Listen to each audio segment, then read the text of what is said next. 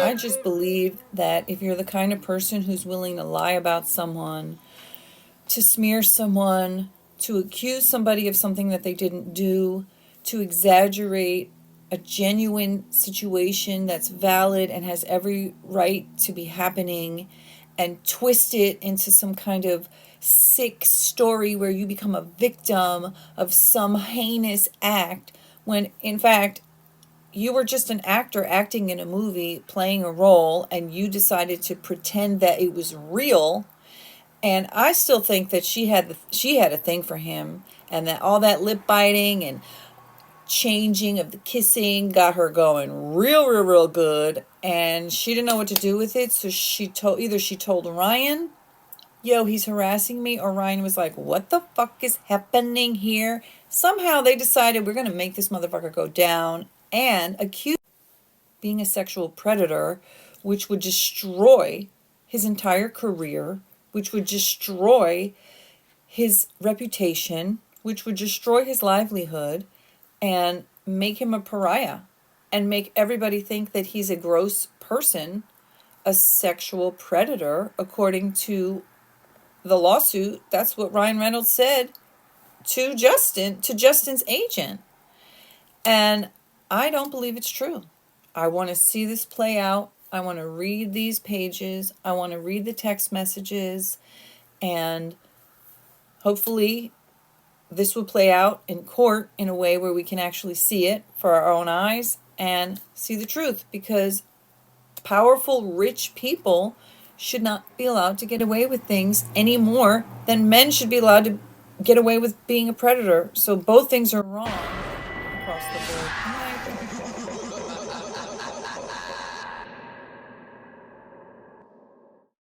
Hello, my lovely peaches. How are you? So, I am just doing a quick intro to say, next up is me going to be reading as much as I can get into the part 2 video, reading Justin Baldoni's lawsuit against Blake Lively, Ryan Reynolds, Leslie Sloan, and Vision PR, Inc., starting from the top of page 7. It is 3:08 p.m., Friday, January 17th, 2025, and I actually have to get dressed. I've just gotten out of the shower. My hair is half dry, and I'm going to go do that. And I have a brand new client that I'm starting with on Monday. I'm super excited about that. I actually have to make a call before it gets too late. And then my kids will be home briefly and then going with their father overnight. And then I'll have the night to record what I can, and then hopefully premiere it tonight, and then I'll start working on the next part. So like I said, this is going to be a series, and I'm not just going to be able to just like live stream and read the whole thing. It's 179 pages altogether, so I'm going to just do what I can in chunks. If you like the way I read, if you like my input and my perspective, and maybe sometimes I'll add little things, then please join me. And I will be sharing this on a playlist I've already started, so you can go back and watch whatever you've missed, and you can watch it again and again and again. Okay, so let's get into it. Well, I'm going to start back at the top of page 7 of 179, number 11. But I will just say that it's very sad. It's very sad. And you know what? No amount of money can buy you character. You can buy a so-called pretty face. You can buy blonde hair. You can buy a smaller nose. You can buy fatter lips. You can buy tighter skin. Better teeth. You can buy fancy makeup. You can buy couture and runway fashion. You can buy a lot of things, but you cannot buy a good heart, being a good person, and a good personality. Okay. Sadly, this backlash could have been avoided had she not refused to meet with the film's domestic violence partner organization, nomore.org, as Baldoni had offered. Even a brief visit to their website or a simple online search would have readily uncovered this and other information on the topic of domestic violence.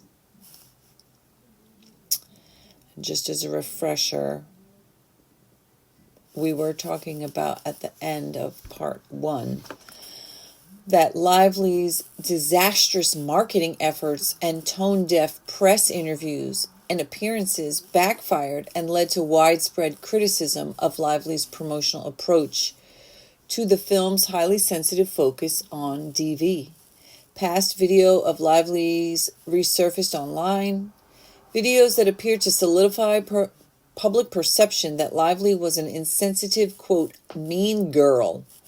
She's a mean woman who cares more about peddling her products than acknowledging the DV survivor community. Like when she was asked, what would you say to someone if they approached you and said that they were a survivor of DV or something? And she said, well, should I just give them my phone number? Or maybe I can drop them a pin or share my GPS location? Yeah. And she cared more about peddling her products than acknowledging the domestic violence survivor community. Social media commenters quickly pointed out that her tie-in of her alcohol beverages was in particularly poor taste, given the World Health Organization estimates that 55% of domestic violence incidents are linked to alcohol. Okay, so that was number 11. That if she had just spent 5 minutes searching, she could have learned something. What a bitch. I don't believe she's a victim at all. I think she is the perpetrator of a lot of nastiness. Meanwhile, Baldoni, whom Lively herself had ensured was excluded from participating in her marketing efforts, was safeguarded from this backlash as he focused on amplifying the voices of those affected by domestic violence, as originally intended when he reached out to author Colleen Hoover 5 years earlier, and documented by his partnership with nomore.org dating back to 2022. Baldoni's sincere efforts were well received, even more so in contrast with Lively's campaign to downplay the premise of the film and sell hair care and alcohol products. Lively, enraged that her plans were foiled and armed with, quote, proof of alleged sexual harassment, or SH, in the form of a 17-point list of demands she had required plaintiffs to sign just months earlier, focused her rage on Baldoni, blaming him for the consequences of her own missteps. Let me grab my blankets. Got my maid blanket here with pieces of fabric. They're birds upside down. 13. Meanwhile, Stephanie Jones, founder of Jones Work LLC, Jones Works, Wayfarers, and Baldoni's erstwhile PR firm, was embroiled in a personal and professional crisis. Her increasingly erratic behavior had driven away not only high-profile clients, but also her right-hand woman, plaintiff Jennifer Abel, who oversaw the Jones Works Los Angeles office. Jones's behavior grew more and more bizarre as she lashed out at loyal clients like Wayfarer in rage-filled rants and veered away from professional experience and strategy when making critical decisions affecting Jones Works clients. After a final outburst against Wayfarer, in which she outright refused to comply with her direct instructions, Wayfarer had no choice but to cut ties with Jones and Jones Works rather than leave their public image in the hands of what appeared to be an out-of-control Jones, whose actions were not aligned with Wayfarer and, that's the end of page 7, top of page 8 of 179, whose actions were not aligned with Wayfarer and Baldoni's worldview and wishes. Jones was filled with impotent rage at Wayfarer and Abel, who a month before had announced her decision to leave Jones' work to form her own company. Jones saw an opportunity for revenge. She took it. This is a convoluted, complicated situation. I'm not saying it's not true. I'm just saying, yikes. This shirt is huge. Okay. 14. On information and belief, Jones, Lively, Reynolds, and Leslie Sloan, Lively's publicist, and others concocted a plan whereby Jones would seize Abel's phone upon her departure. This is footnote 3.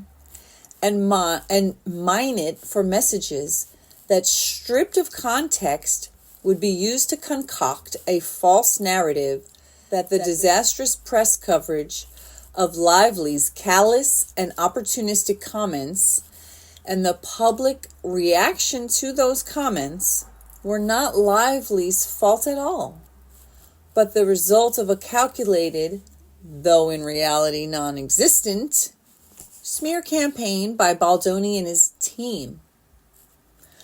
On information and belief, Jones's role in this scheme accounts for her conspicuous absence from Lively's retelling of events.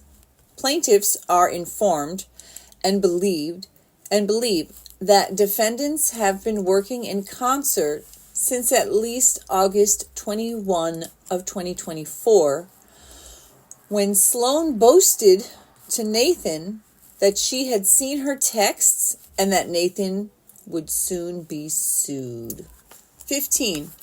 Though Lively claimed Baldoni was the one smearing her, the reality is that it was Lively and her team who carefully planned and implemented a vile smear campaign against Baldoni and Wayfarer to deflect attention and blame for Lively's disastrous judgments.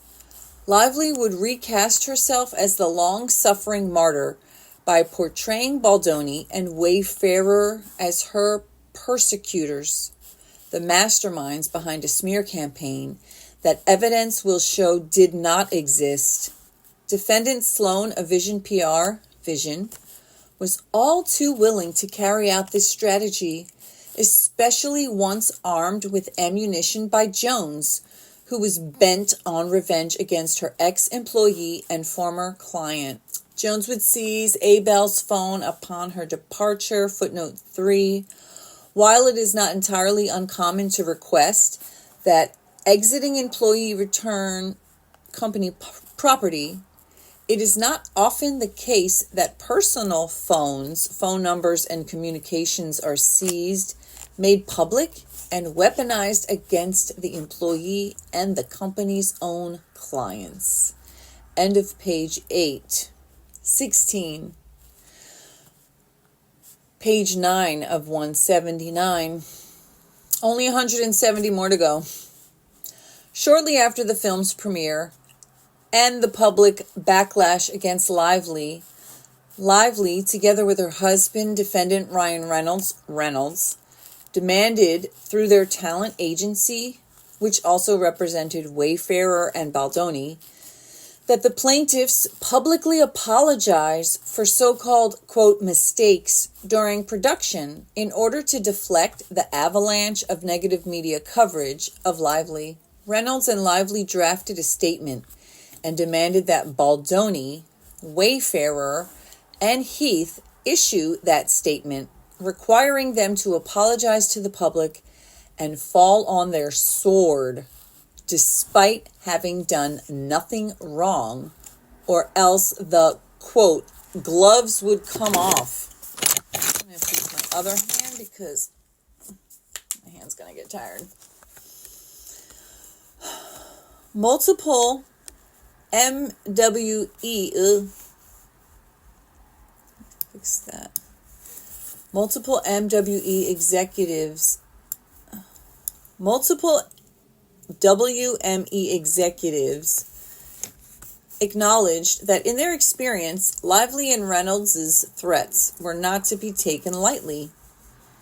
Though admitting to false, vague, and unspecified, quote, mistakes would be tantamount to admitting to career-ending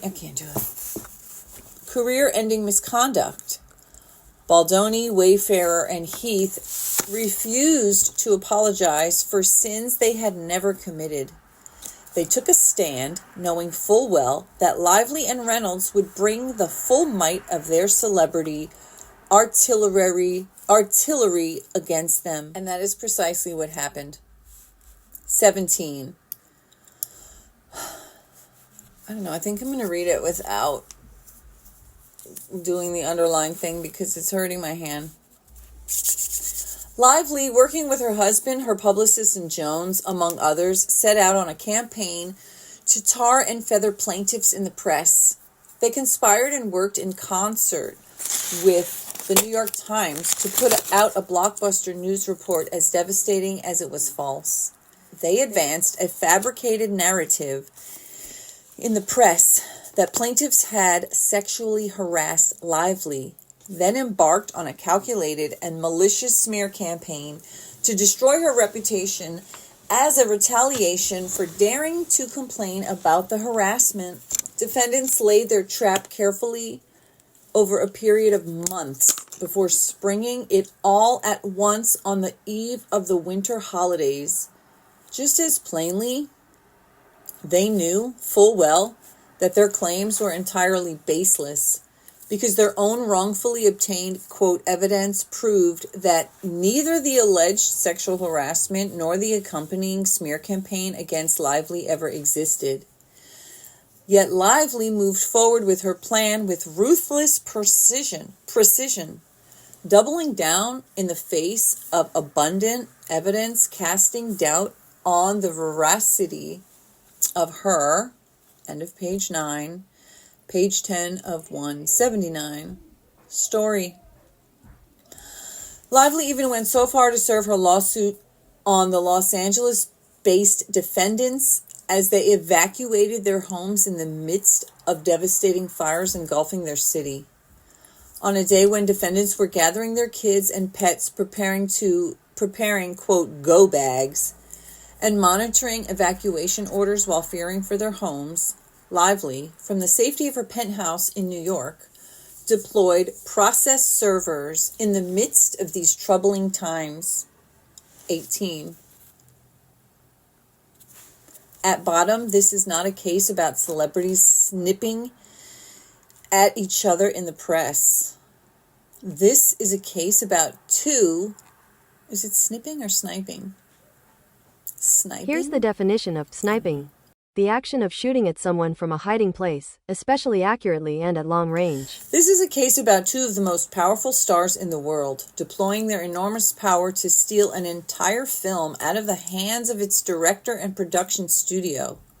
Then, when Lively and Reynolds' efforts failed to win them the acclaim they believed they so richly deserved, they turned their fury on their chosen scapegoat, tolerating a year and a half of their behavior while remaining polite and professional at every turn, offered Baldoni and Wayfarer no protection. 19. By bringing this complaint, plaintiffs commit themselves to seeking and providing the facts, based not on insinuations built from selectively edited and context-free text snippets, but by putting all the evidence before the court and the public. When plaintiffs have their day in court, the jury will recognize that even the most powerful celebrity cannot bend the truth to her will. Continuing back at the bottom of page 10, now I have this little cursor so you can see it better. Okay, A. Baldoni and Wayfarer purchased the rights to It Ends With Us. 20. Baldoni co-founded Wayfarer in 2019.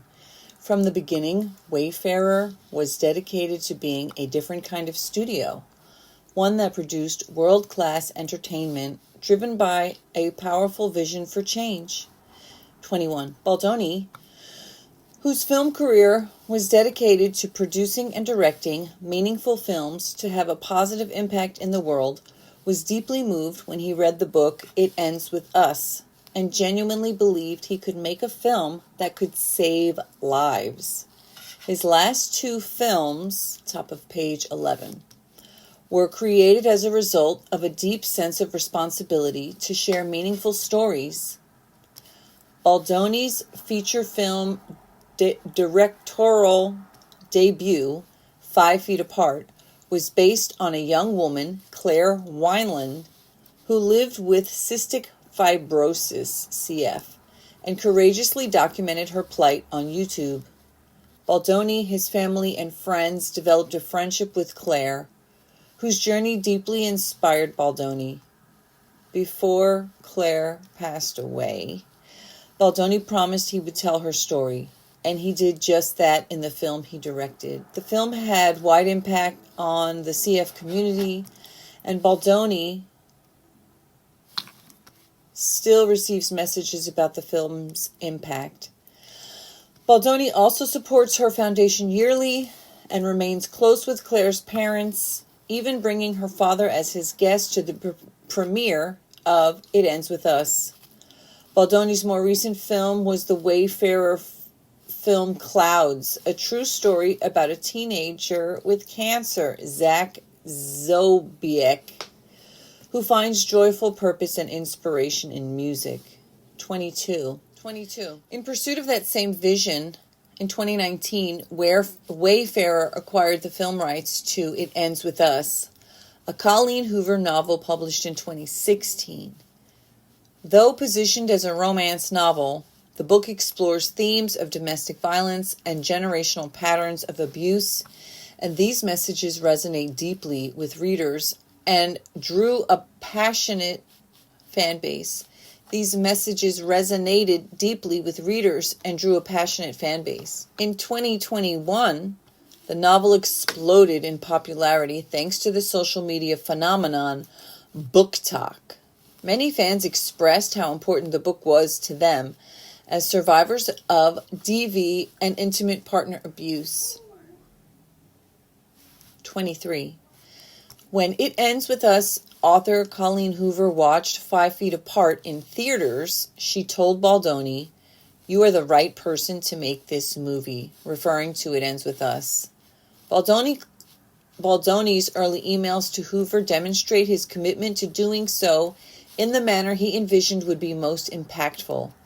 In fact, it was Hoover who suggested Baldoni portray Ryle. End of page 11. Page 12 of 179. So this is an email from Justin Baldoni to blank. Subject, reintroduction. Date, February 1st, 2019 at 10:43 p.m. PST to Colleen Hoover. Her email and CCs are blanked out. Hello, Colleen. Thank you for the intro, blank. Wow, it is such a pleasure. Let me see if I can zoom in a little more.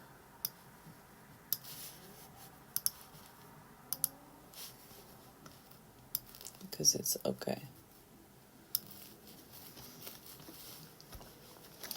Wow, it is such a pleasure to meet you, and thank you for being open to having me Wow, it is such a pleasure to meet you, and thank you for being open to having me potentially option your book. Some quick backstory. My purpose and intention in this insane business are simple: to create impact by making content that helps us remember our shared humanity, content that asks us to be better, to make the hard choice in the moment that one day on our deathbeds we will be grateful for. It's been a tough road, but an incredible one, as our industry doesn't often reward those of us trying to change culture. Luckily, it's the messages of those that watch the content that are the reward and the lives we have affected. I've always believed the financial reward will come, but it's not the primary motivation. As Joanna may have told you, I am building and got funding for a company whose mission is to tell high-end, meaningful stories, and I just finished my first film with my second setup at WB going this fall based on this short doc I directed 7 years ago. Also, if you'd like to see an early screening of 5 Feet Apart, I'm sure I could make that happen as well. Where are you based? Just want to say, of the reviews I read for this book, this one stood out to me and makes me so excited to potentially work with you. Your fans love you. What a gift you have. Quote, of all the heroines I've ever read, Lily was most certainly one of the ones I admired the most.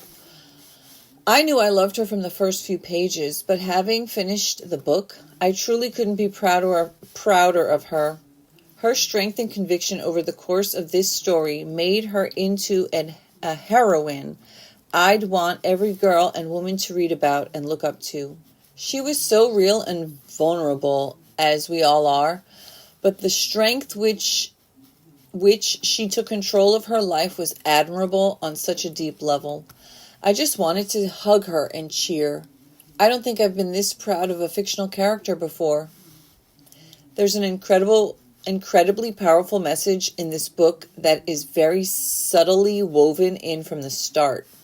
It begins in the first chapter, but you don't yet realize how significant each of these moments truly are. And as you read more, these pieces of the story come together, forming a scenario that gives such a raw, honest portrayal of an incredibly relevant issue.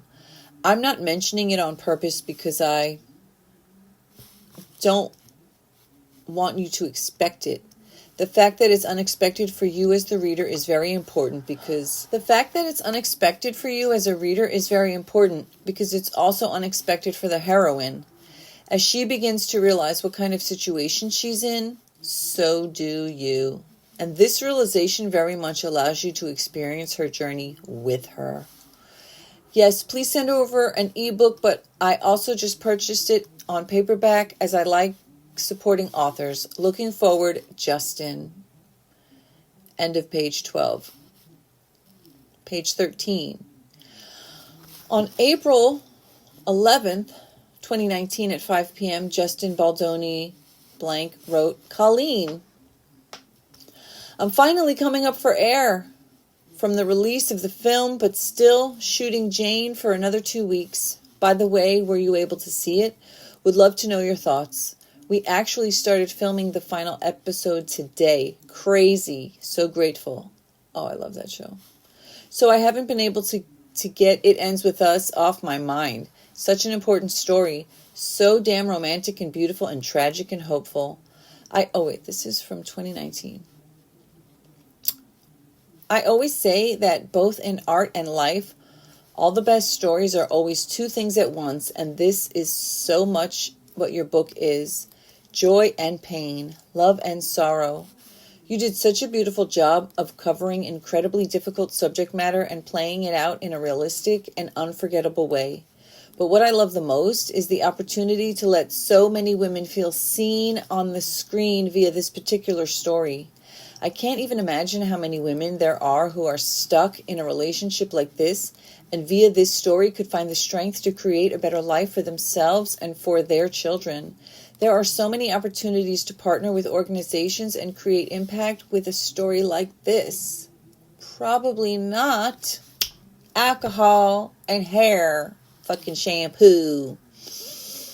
Wow, I'm getting the chills reading this.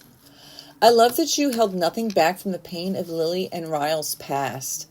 I love that they really are no, quote, bad guys, and that we are the sums of our experiences and our trauma. I love the opportunity for narration and the stunning and gorgeous impact of the title payoff at the end. These are the kind of stories that change and save lives. And I believe this story in particular can continue to have a huge impact on the world. So, if you will have me, I would love to option it from you. On a separate note, the screenplay for 5 Feet Apart was adapted into a novel and has been on the New York Times bestseller list since before the release of the movie last month. I know you have your charity, and I would be happy to donate some of the copies for the bookworm box. Let me know what you think. Much love, Justin Baldoni. We are Wayfarer. End of page 13. Page 14 of 179. From Colleen Hoover. Subject, It Ends With Us. Date, April 11th, 2019 at 6:43 p.m. Pacific Daylight Savings Time. To Justin Baldoni. Blacked out. Thank you so much for the email. I wasn't expecting you to read it so quickly. I would love to talk with you more about the project. You, quote, get the book. And that's the most important thing to me. My big fear is that I'll option it to someone who thinks it's a hot romance. And they'll take it in the absolute wrong motherfucking direction. Blake Lively? What? Wait, hold up. What? Wow. My big fear is that I'll option it to someone who thinks it's a hot romance and they'll take it in the absolute wrong direction. Sounds like that's what happened. I'm going to be upfront with you about a couple of things so you can decide if you want to move forward. I've sold several film options, and I realize not all of them get made, and I'm okay with that. One of the film options was not a great experience. The producer started a fundraising campaign for the film without my knowledge or permission beforehand, and ended up taking over $100,000 from my readers. The film was never made, my option was never paid, and I ended up pulling the plug on the project, and the producers never refunded readers their money. I felt terrible that my readers were the ones punished, so I mailed out $15,000 worth of free products to those who donated to their campaign. I want to be positive that crowdsourcing is not something that will be done when it comes to this film. It's important to me that a funding plan is in place that won't affect the supporters of this book. I can't believe, and then she went with Blake? While that experience wasn't a positive one, I had a wonderful experience working with a producer on Confess. It was a 7-episode series that was picked up by Awestruck and Go90, but unfortunately, right before it released, Go90 declared that they were shutting down. Because of that, Confess released on an already defunct platform just a week before they were scheduled to shut down. Luckily, my readers got to watch it, so not all was lost. And the overall experience was so much fun and very surreal. I really didn't have a lot of involvement beyond reading the script and getting the dailies. I just handed it over and let them do their thing because I was immersed in other projects at the time. I'm going to put my blanket on. I'm reading this paragraph. It Ends With Us is important to me, though. I would love more involvement on this film. I've actually been working on a script for it already, along with a producer, friend of mine who lives in LA. Her name is Blank, and she is a very dear friend of mine and is a huge fan and supporter of this book. We sat down for a week and outlined it last month, but I had to put a pause on it because I'm on a deadline for this book I'm writing. We planned on picking it back up in 2 weeks and diving into it. Even though I'm the author, I believe I've been able to separate myself enough from the format of the book to know what would make the best setup for the film. While I do want to please the readers who have read the book, I understand the need to make a film that will equally touch those who haven't read the book. Are you based out of Los Angeles? Maybe we can meet and have a chat about our vision for the film to make sure we're on the same page. I'm based out of Texas, but I'm in LA a lot. Other than ensuring my readers won't be asked to donate to the funding for a film, and hoping to have more involvement in the process when it comes to the script and production, I really don't have any other requests. I realize your experience with film far outweighs mine, and based on the magnificent adaptation you did of 5 Feet Apart, I am confident you could do this book justice and that our visions will align. I watched the film 2 nights ago and immediately started the book yesterday. Sometimes I like to do it backwards, smile face. I think you did a wonderful job, and even though I'm not finished with the book yet, I feel like the essence of it was captured beautifully through the film. I wrote a book where one of the characters suffers. End of page 14, page 15 of 179. From CF.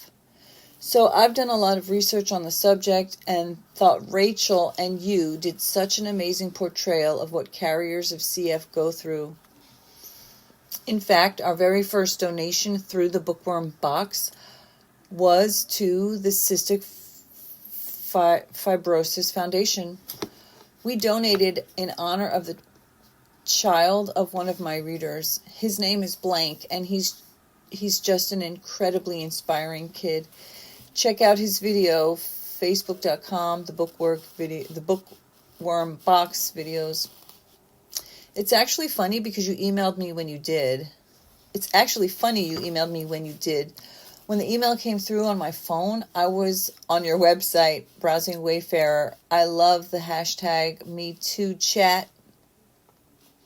Okay, that's enough rambling. I really do appreciate the email, and I appreciate you taking a chance on reading the book. My readers are so ready to support this book, and it has meant so much to so many of them. So naturally, I want them to be happy. I want to bring them an adaptation they'll be proud of. Did you happen to read the author's note at the end of the novel? It's a quick read if you didn't get the chance to read it. My mother inspired this book, so maybe that's why I've been so hesitant to sell the rights to it in the past. I feel good about this, though. I feel good about you. I've seen your past work, your passion, and your love for humanity, and I honestly feel that there's no one better for the project. Before I direct you to my agent, I just want to get your thoughts on the above. Thanks so much, Justin. I hope you and the family were able to get some vacation time in. Colleen. However this works out, I would love books for the bookstore. In fact, we just started a young adult box and would love to feature 5 Feet Apart in the subscription box. If there's a way we can buy a few hundred copies at cost, everyone needs this book in their possession. From Colleen Hoover, subject, read ends with us, date April 12th, 2019 at 9:52 a.m. PDT. To Justin Baldoni, have you given any thought to whether you would want an acting role in this? Say maybe Ryle? I could see it. End of page 13. And I am going to end there because I don't know if my computer can handle any more. So I will need to start back up. Start back at top of it, page 16. All right. And that will be the end of this section of reading. Wow. At this rate, it's going to take me like 20 videos to get through this whole thing. But like I said, I'm just dedicated to just reading it at the pace that I can do it and that my computer can handle it. And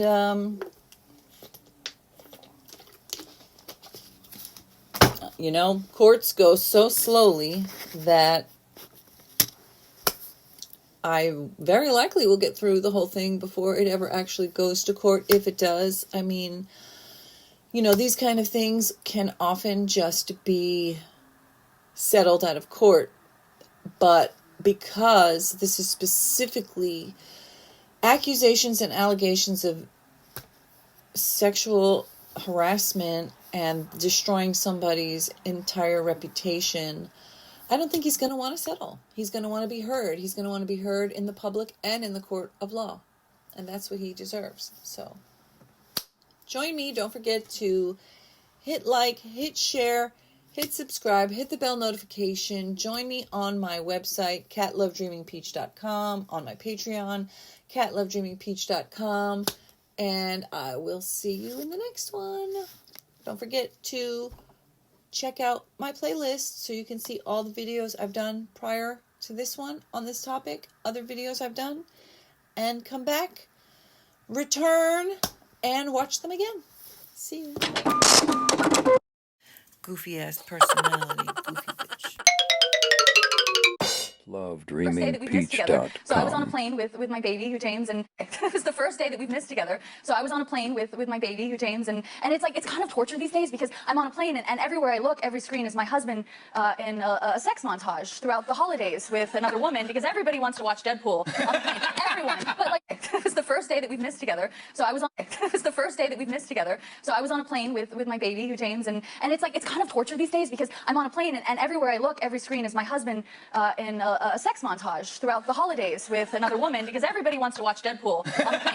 Everyone. But like for 14 hours having awkward. Your husband having like mashed potatoes eaten out of his butthole. No, that's in the film. It's lovely. It's a cool and unusual form of torture. And then my daughter goes, Dada! Yeah. She starts like hugging and kissing the screen Baby and waving James. at him, and he's not waving back, and she doesn't understand why he's not waving back at her because she thinks it's like FaceTime. No, sure, of and course, it's because Daddy's, getting it. No. The mashed potatoes. No. It was the first day that we've missed together. So I was on a plane with my baby, who James, and it was the first day that we've missed together. So I was on a plane with my baby, who James, and it's like, it's kind of torture these days because I'm on a plane and everywhere I look, every screen is my husband in a sex montage throughout the holidays with another woman because everybody wants to watch Deadpool on the plane. Everyone. But like, it was the first day that we've missed together. So I was on, it was the first day that we've missed together. So I was on a plane with my baby, who James, and it's like, it's kind of torture these days because I'm on a plane and everywhere I look, every screen is my husband in a sex montage throughout the holidays with another woman because everybody wants to watch Deadpool on the plane. Everyone. But like for 14 hours having awkward. your husband having like mashed potatoes eaten out of his butthole. No. Because that's in the film. It's lovely. It's a cool and unusual form of torture. And then my daughter goes, Dada! Yeah. She starts like hugging and kissing the screen Baby and James. waving at him, and he's not waving back, and she doesn't understand why he's not waving back at her because she thinks it's like FaceTime. No, sure, of and course, it's because Daddy's, getting it. No. The mashed potatoes. No. It was the first day that we've missed together.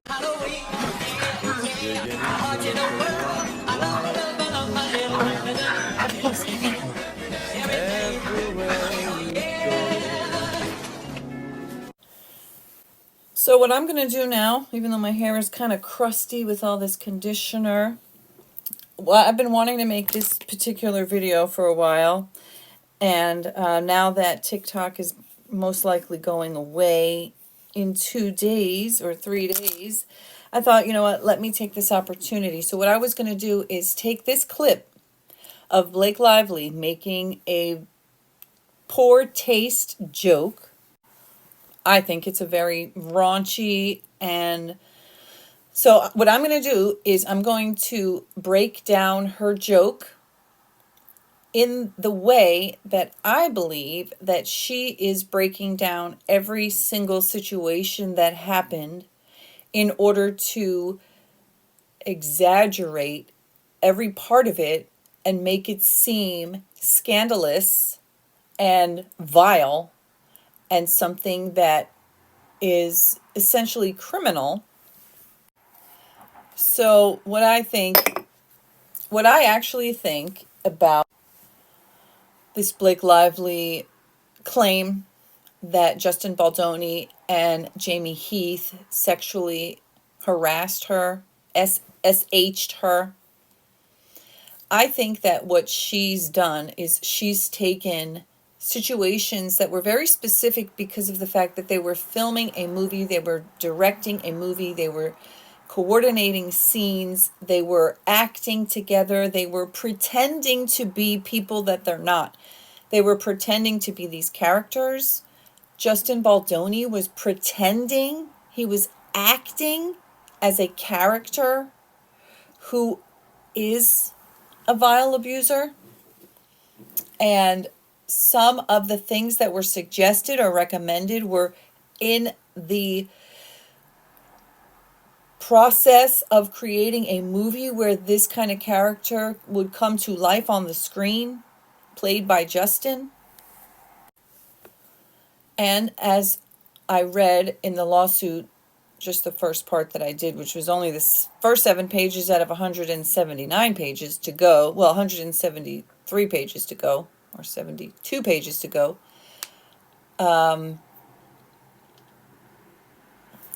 Justin says that Blake Lively tried to make Justin the villain in real life. So anyway, what I'm going to do about this joke is I'm going to talk about, first of all, I think it is vile. Second of all, I think it's super inappropriate. But a lot of people could say, well, you know what? It's just a lighthearted joke. It ain't no thing. It ain't no thing but a chicken wing on a string. Don't make it a big deal.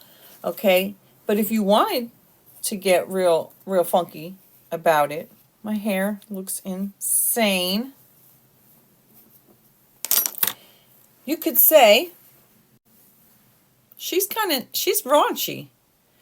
She says she's on a plane with her baby, so she creates this visual where you're thinking of her and her baby.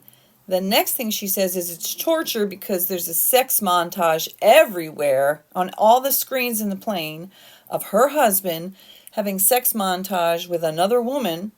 And she also drops Deadpool. So she's like dropping her husband's movie and the character, but she's evoking this feeling of her being with her baby on a plane, but there is her husband in a sex montage getting mashed potatoes eaten out of his butthole. And she says that's in there, which it's not. There's a sex montage, and her husband is having mashed potatoes shoved into his mouth, into his face hole. So I don't know. It's just, so she's lying. She's making something totally, like, that would have been really, really raunchy, like really nasty if that was a scene in the movie.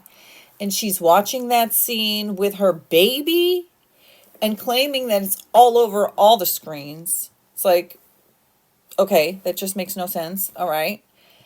Then she says, dad. She's like, sex scene, having mashed potatoes eaten out of your butt, dad. And then daddy's getting it, mashed potatoes. So what kind of pedophile sick bit, like what? Why do you want me to think about your baby and your husband and some vile sex scene which didn't even happen, and dad and sex and mashed potatoes? Like, she's sick. And then,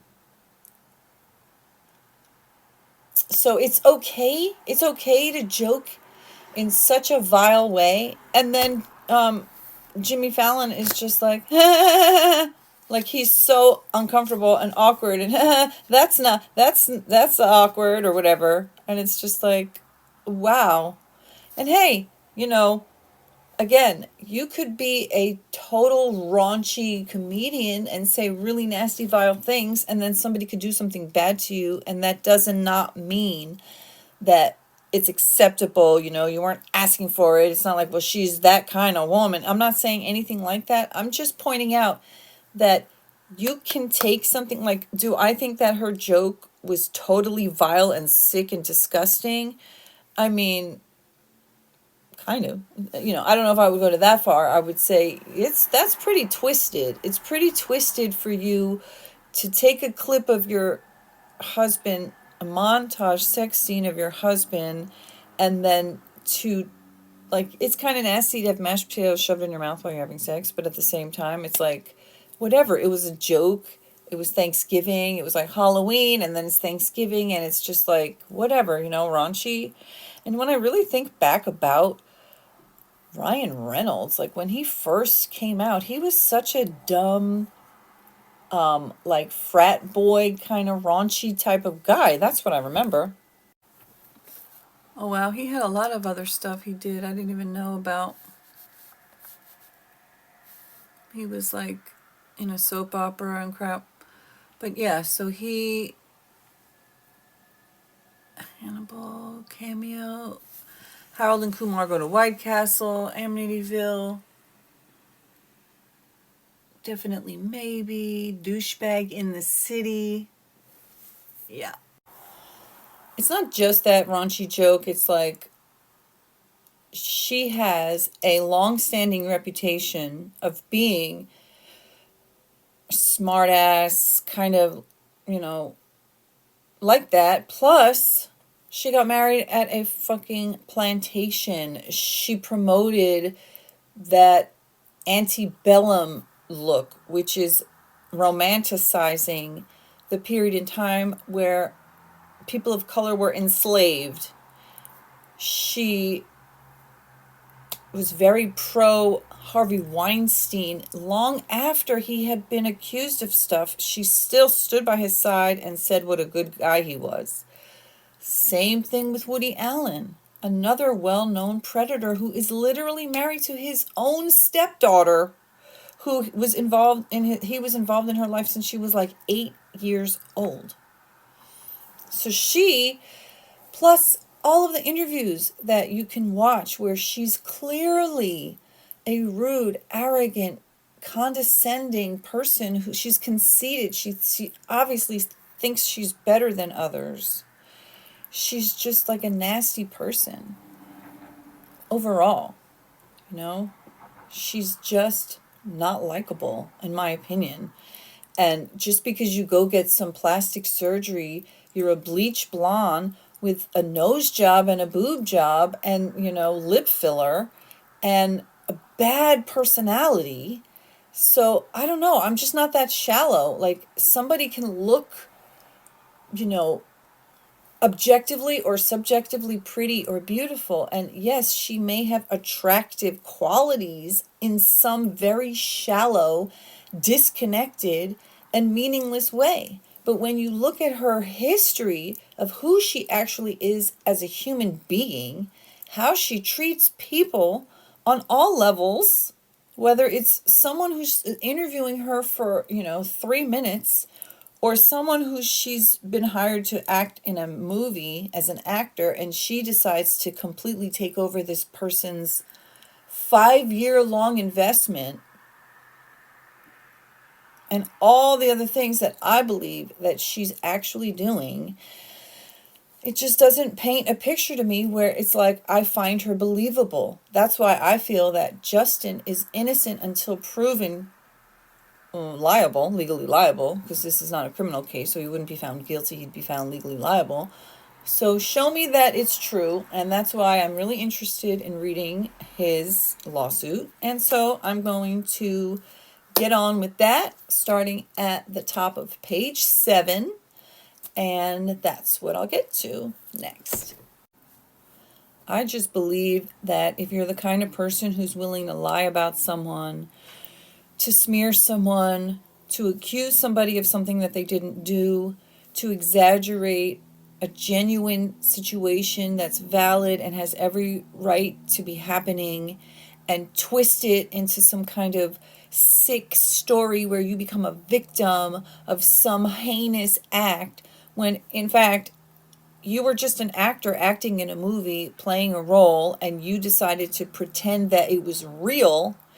And I still think that she had a thing for him, and that all that lip biting and changing of the kissing got her going real good, and she didn't know what to do with it. So she told Ryan, "Yo, he's harassing me," or Ryan was like, "What the fuck is happening here?" Somehow they decided we're gonna make this motherfucker go down and accuse him of being a sexual predator, which would destroy his entire career, which would destroy his reputation, which would destroy his livelihood and make him a pariah and make everybody think that he's a gross person, a sexual predator, according to the lawsuit. That's what Ryan Reynolds said to Justin's agent.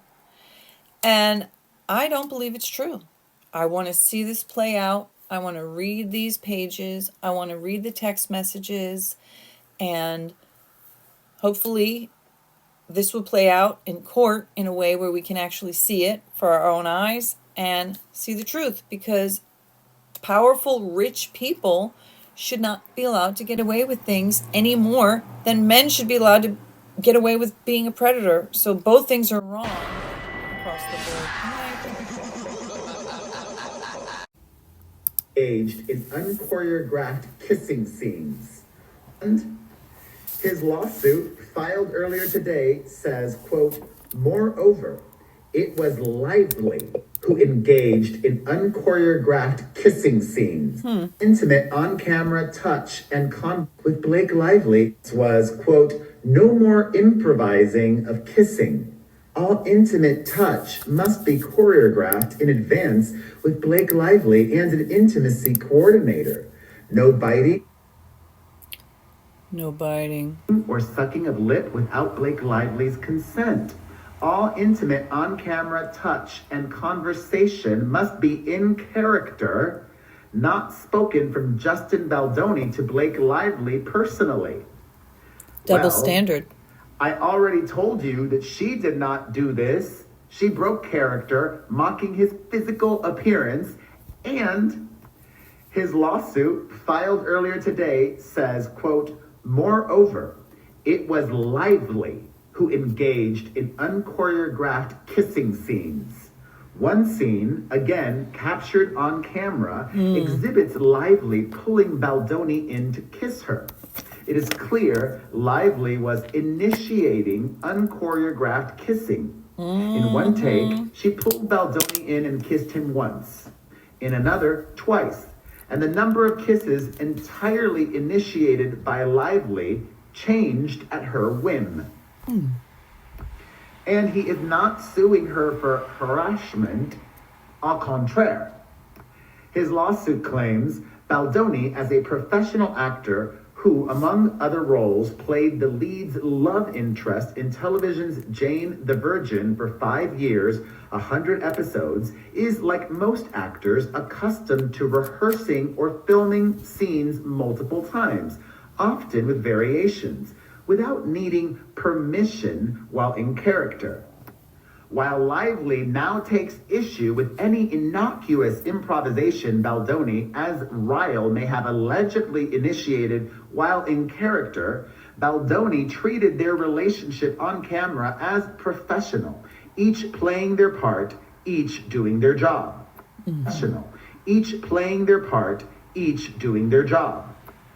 If no one was supposed to improvise, Baldoni would have no way of knowing based on Lively's own actions. Lively demonstrated again and again that this was a normal and acceptable part of filming romantic scenes. Right, you would think within context. And you've got the footage. Exactly. Oh, boy. Yeah, that's what I was saying. Who engaged in unchoreographed kissing scenes. That's what I was suggesting. His lawsuit, filed earlier today, says... So we'll get into it as we get into the later pages, but I just wanted to put this here because, well, first of all, because Blake came out today accusing Justin of abuser playbook tactics after he sued her and her husband for $400 million. And, you know, it could be. I'm not saying that I 100% believe that everything he's saying is true and accurate and that she is 100% a liar. I'm biased in those directions, and the things that I had thought might be happening or might be what was happening seem to be coming out so far from the things that I read so far. it seems like he was very serious about this, and he did want to make a big impact and actually save people's lives, which tracks with the fact that he was the one who consistently promoted the movie as a supportive vehicle to help people suffering from DV to get help, to get out, to get saved, instead of promoting her own personal products that had nothing to do with the movie, and in fact, if you put it in a certain light, could be more harmful, as also pointed out in the lawsuit.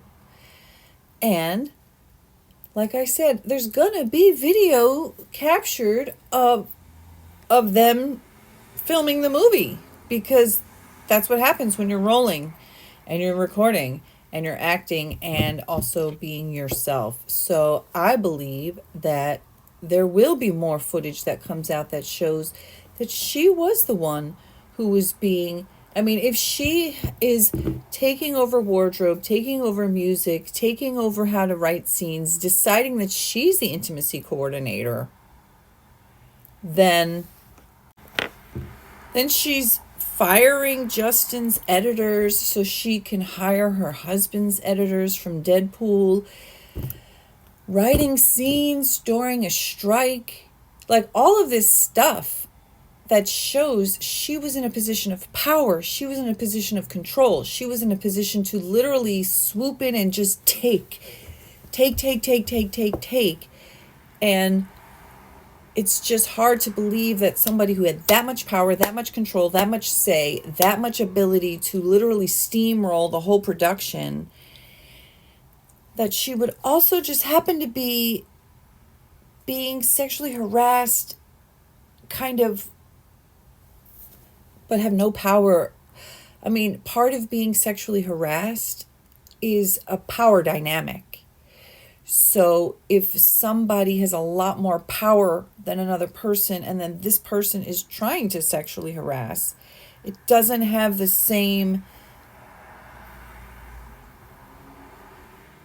it's not the same kind of circumstance, because the person in power could easily crush the person who's trying to harass them. So again, I'm not saying that it never happens. I'm not saying that people who are like lower income or less power never harass or harm. Of course, we know that. But I'm just saying, in this particular setting, this isn't just some random guy who like attacked her. This would have been happening. I don't know. I just don't believe it. Especially when you take into account the double standards that would have to be in place in order for it to be true, in order for you to believe that the things that he supposedly did that supposedly harassed her, which sound completely in line with filming a movie like this, versus the things she did, we'll see. Anyway, I have a freaking headache, and I'm trying to finish this movie, this video. So join me in the next one if you want to keep following and listening to me read and unravel and internet sleuth this case. Okay, bye. So I'm finishing up my video part 2 of reading Justin Baldoni's lawsuit against Blake Lively and Ryan Reynolds, pages 7 through 15. And then I wake up this morning to see that Blake has responded to the lawsuit, and she's basically, I think, lying. She's saying that it's Darvo. So she's accusing him of harassment and a smear campaign. He's saying that she was the one that was smearing him. It was based on review of thousands of documents. Okay, so I'm just getting into reading it, and I'm just showing this article behind me. At the end of this clip, there's going to be Perez Hilton. He came out with a video saying exactly what I suspected, that she was the one who was into the kissing, and that the reason why she's like, oh, he kept biting my lip and is because she was getting turned the fuck on, and either she was like, uh-oh, spaghetti-o, when she tried to, I think she may have tried to come on to him and he rejected her. So she was like, okay, bitch, that's fine. Now I'm going to fucking say you're harassing me. And or her husband noticed that they were getting too hot and heavy and she was like, oh, no, it's all him. He's the one doing it. These are my opinions. Okay, so this is what she said. The latest lawsuit from Justin Baldoni, Wayfarer Studios, and its associates is another chapter in the abuser playbook. This is an age-old story. A woman speaks up with concrete evidence of sexual harassment and retaliation, and the abuser attempts to turn the tables on the victim. This is what the experts called DARVO, deny, attack, reverse, victim, offender. They wrote, Wayfair, quote, has opted to use the resources of its billionaire co-founder to issue media statements, launch meritless lawsuits, and threaten litigation to overwhelm the public's ability to understand what they are doing is retaliation against sexual harassment allegations. Oh, really? Really? Because I don't have a hard time understanding, and I think you're the one who is retaliating. Y'all two, it seems to me, are retaliating against this man because he's a man of integrity, and y'all ain't. We already know that Ryan took over the movie Deadpool, and TJ Miller had spoken about that and said that he wouldn't be in Deadpool 3, and that if Ryan wanted control, he was going to get control. As far as I know, Ryan might have like $30 billion from when he sold Mint. So it seems kind of weird that you're saying that Wayfair is opted to use the resource of its billionaire co-founder when you're literally using your husband. She used her husband to swoop in and have him write scenes for the movie when there was a Writers Guild strike, which makes Ryan a scab, according to the things that I read. A scab is somebody who crosses picket lines and goes ahead and works anyway, despite the fact that they have strikes. And so now she's accusing him of this. So her coming out and calling him Darvo is deny. She's denying it, saying he's denying it. Attack. She's attacking him, saying he's attacking her. Reverse victim offender means the person who's actually the offender is playing the victim and pretending that their victim is the offender. So she's claiming that Justin is doing Darvo against her, when it seems to me that she's the one doing Darvo on him. Now, I'm going to get to the part later. My plan is to read it, in order, and it's going to take forever. But Perez Hilton, who was named in the he was named in, he was in the text as supposedly somebody who was part of the smear campaign, and then the person was like, he's irrelevant, he hasn't mattered since 2005. But he had some very interesting things to say. Apparently, Blake was breaking character and disparaging Justin's looks, telling him that he had a big nose and that he should get a nose job like she did, I guess. Like you, bitch. Okay. So Blake Lively accuses Justin Baldoni of Darvo, and I think she's the one who's doing Darvo. She's like, Darvo. Okay. So, I don't know, where's my, hold on, where is the volume?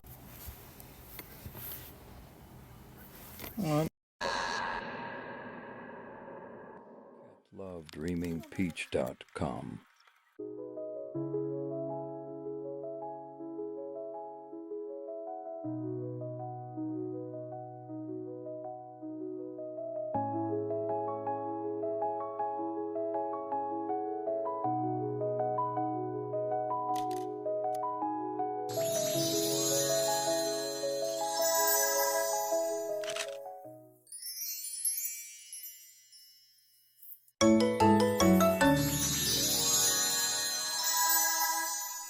catlovedreamingpeach.com.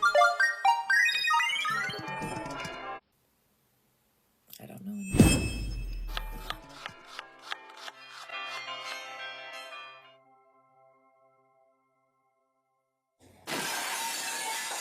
catlovedreamingpeach.com.